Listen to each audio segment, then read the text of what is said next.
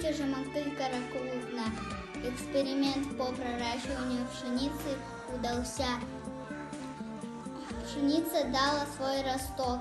В течение 7 дней в дальнейшем его можно посадить в землю.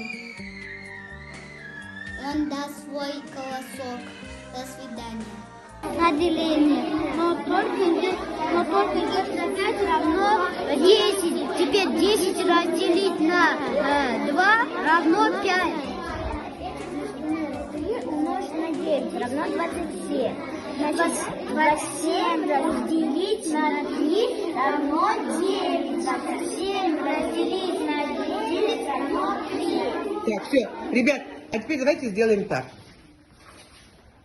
Вы не только успели поговорить, еще и потренироваться, да, успели? Да. Ну, давайте. Кира и Аруша, вставайте. Так, начинай. 10 умножить на 5 равно 50. 3 умножить на 5 равно 15. Согласны? Нет. Умножение и деление. Если я знаю умножение, значит, я смогу сделать и деление. 18 день эксперимента с луком. Делаем анализ нашего эксперимента. Так. Луковица, которая стояла на свету и в воде, росли корешки побольше. Но пока еще ростков нету. Луковица, которая стояла в тени и в воде, корешки выросли. Но они медленно растут.